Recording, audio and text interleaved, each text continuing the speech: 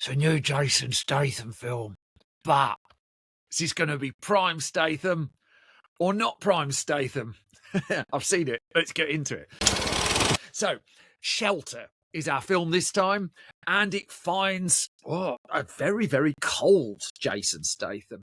I should note up front, I really do love Jason Statham films. The boring ones I don't, but the really good ones I really, really like. Go and look at something like Blitz from his back catalogue or so. He's committed to this, and it's not an ironic liking of his films. I really like his films on the whole. This time, he's in a remote island in the Outer Hebrides. He's right up there at the top of Scotland, and he's got a beard, and he's got a woolly hat, and he's got this coat which has got furry hood on it as well. My late mother would be very impressed at his commitment to keeping out the cold. But so he lives alone on this island. His only contact with the outside world is a supply boat that comes and basically leaves him a milk crate. And it's delivered by this uncle and his niece, who brave the choppy waters, drop stuff off for the Stath. Porridge, I think, is in there, a beverage or two. And what looked to me, when you explore his sparse quarters, the kind of magazine that might be quite useful when you're alone. So, I mean, the setup of it is all really good. It's like he walks his dog in a passive-aggressive manner. He plays chess by himself. He looks really stern. He sleeps. The set, it's like a modern art installation or something like that. But, plot. Plot, not plot, plot. Okay, so remember that uncle and niece? The niece is Jessie. The uncle, let's call him Star Trek Redshirt, because suddenly on one of their supply trips, the waters get really, really choppy. Now, Jason Statham, you may be familiar, was in the Commonwealth Games team as a diver. And so as this boat gets into trouble, in he dives, drags Jessie out of the water. Uncle Redshirt. So now he doesn't just have a dog and some warm clothes. It's Jessie, the teenage girl, is living with him on this island, and it would be fair to say she's fairly wary of him. Now, by this stage, any seasoned moviegoer will have what I call the Mummy Returns klaxon going on. So you remember Stephen Sommers' The Mummy, the 1999 film, loads of fun. Brendan Fraser, great. Rachel Weisz, really good fun. For the sequel, 2001's The Mummy Returns, they brought in, and this still rankles 25 years on, they brought in the kid psychic. Not just sidekick, not psychic. That would be a really different film. The psychic kid in a mum. Sidekick. So, Jason Statham, unlike most action stars, he's never done like that kindergarten cop, twins, pacifier, tooth fairy style of film. So, putting him alongside a teenager, and having to like look after them and stuff like that, well, he's resisted the comedic one, and instead, under the stewardship of director Rick Roman Moore, this is a far steelier film. Jessie is played by Bodhi Ray Brethnak, and she all like the hives I had when I realized where this is going. I don't watch trailers, didn't watch synopsis. I was just like, don't let it go Mummy Returns. Doesn't go Mummy Returns. Stand down, everybody. Bodhi Ray Brethnak is good as Jessie and not an annoying character, which was the risk. Also, it's worth noting that Jessie's had the kind of life that, in another context, right, it sounds like the setup for a Disney animated movie, because Disney films are really good at killing off parents and things like that. In this case, we learn that her mum died a few years ago. She didn't know her dad. And now her Uncle Redshirt, the person who brought her up, is at the bottom of the ocean. So then she's on an island befriending a stranger who's got a past. I mean, in Disney World, they would be doing a song or two about this. It's a Disney film. This is Stath. This is the Statham. So all this early stuff, I'm really into. There's a moment where Jessie wakes up on this remote island holding a serrated knife, to be met, imagine waking up like this by Jason Statham staring at her and then carrying her to the toilet. I have had the same dream, folks, the same dream. Then, to give Statham's character a bit of early character development, I don't think this is the best step the film makes. It turns out one of his hobbies is doing pencil drawings of his dog and other things. And there's a moment where he's drawing this dog and you see all these other pictures that he's apparently drawn. And you're just like, he didn't draw them, did he? No. And if he did draw them, he drew them with blood. He didn't draw them with a pencil. And it's like, it's a bit of character development that's just like dismissed fairly quickly. But some nice drawings. It looked good on one of those like online prop auctions in a few years' time. Jason Statham's line drawings of a dog. So the setup's good. I mean, it's familiar, you know, but it's good. And Rick Roman Waugh, who's done, I mean, he did Greenland, he did Angel Has Fallen. He's mainly worked with Gerard Butler.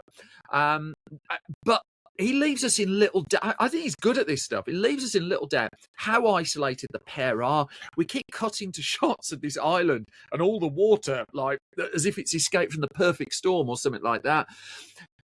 Countering that, working against it a little bit, I thought the score in these early stages, when it was supposed to be moody and silentish and builder, and it's sort of got an action movie score earlier than it needs. So that kind of jarred for me a little bit, but still, like for about 20 minutes, half an hour, you just like, I wasn't looking at my watch, might be shorter or longer that bit, don't know, but I was just like, oh yeah, this is slowly building to something. Then, abruptly, we just cut back to London. I say cut back to, we've not been there yet. Cut to London, which is where lots of plot kicks in. And the trigger for the plot kicking in, I'm going very spoiler light as always, is the Stath popping into a charity shop to buy some knitwear, which then triggers an alert at MI6 where they're recreating like the war room of Jason Bourne films. And I mean, it's such a tonal shift to go from this stark island, which looks absolutely freezing, to one of those sterile, like war room kind of things with TFT screens, just like tiny font and like whirring lines and stuff like that make no sense, really serious graphics. And we learn here, and it isn't a surprise, that there's a bit more to the Statham than we'd originally been presented with. His character has a little bit more going on under the surface. And this is where Shelter goes a little bit Jason Bourne-y, really. Right? Remember David Strathairn in the Jason Bourne films, who's prowling, looking at the big screens and furiously on the phone, directing people to do this. This time Naomi Ackie gets that job. She has to look at screens and make decisions and look stern. And then you've got discreet mobile phones sending encrypted messages, although they do it in that movie way. There's a shot of a phone decrypting a message, but it buzzes as it does it. It does that, like, you know, that, I mean, you've got Ridley Scott's Alien to thank for this. Now, when text appears on a computer screen in a film, it has to be, it has to have that noise with it. Even this discreet mobile phone sent to an asset who's supposed to be like hiding in the shadows, phone just keeps going nuts. Still, then also, and really adding weight, and it's a primarily British cast here, adding weight. There's Bill Nighy as the old spy master with secrets, and he jabs at his computer screen like he's, I know, I hit me ear then, like he's playing, I don't know, Daley Thompson's Decathlon on the ZX Spectrum. Look it up, kids. We broke loads of keyboards that way. So, Shelter then abandons arguably one of its most interesting things, its remote island setup. And you remember the Gerard Butler film Plane, where the whole thing was they're on a plane and then the plane lands and they're off the plane and it's less interesting. So there's a little bit of that as it comes away from the island. I mean, I don't know. Then it becomes a slightly different film. Still one that I quite enjoyed, but it segues into a bit more of a traditional game of there are some bad people you must avoid. Whereas on the island, I mean, it goes a bit Skyfall, Home Alone at one point. But avoid those bad people who are trying to chase you. And then Stath and Jesse driving along, trying to avoid like all these people who suddenly said blah blah blah blah blah, and they arrive at interior locations with lots of stuff around, like this room here, but with enough room in the middle, and you're just like thinking, oh, you picked an interior locate. That garage there's got enough room for a big fight in it. It's just like, I ain't spoiling whether that happens or not. I would just suggest when you're watching the film, look at the size of the room they end up in, and you'll get a steer which way this might go. A word here for Daniel Mays, who comes in, who appeared with Naomi Aki in the Thursday Murder Club as well. This is an odd reunion. They don't meet on screen here, but Daniel Mays gets the most thankless role in the film outside of Uncle Redshirt, because his dialogue is primarily exposition with a few other words thrown in.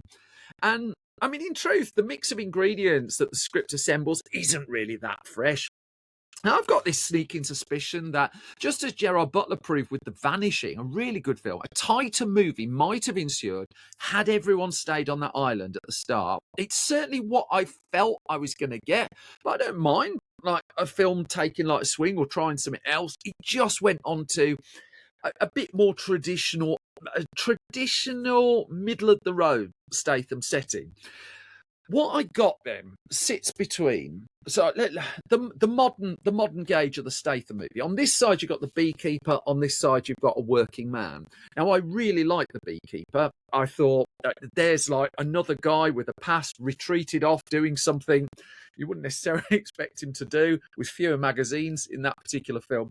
But the beekeeper had like a really hateable villain, and which it set up really quickly. Also, it had a bit more of a sense of humour to it as well. I always appreciated that, but I think the beekeeper is an absolute hoot, and it too escalates its plot. But I mean, I was enjoying myself an awful lot, and it was a surprise box office hit as well.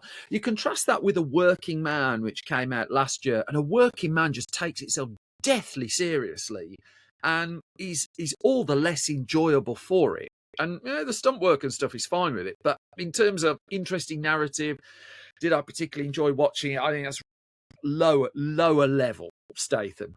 Shelter, I think, kind of sits in the middle, whereas A Working Man was dour and serious, and The Beekeeper was engaging and, I wouldn't say light, but fun.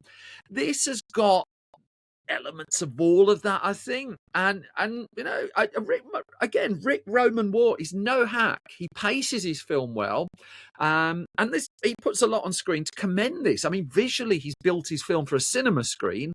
It's got a core dynamic that works. It just gets bogged down when it cuts back. However well cast all like the kind of Jason Bourne knockoff, like looking at screens bit is, it slows the film down, and it's the less interesting bit.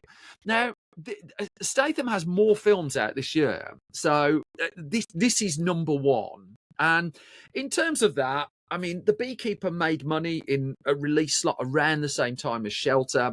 I think this will do all right as well. That gnawing suspicion there might be a slightly better film in it had a couple of different choices been made. But I mean, I'm relatively happy enough here. I enjoyed it. It doesn't outstay its welcome. It doesn't offer massive surprises, but it's slick. It's well done. And the Statham is bearded and warm and woolly and violent. That's not a bad start at all for 2026.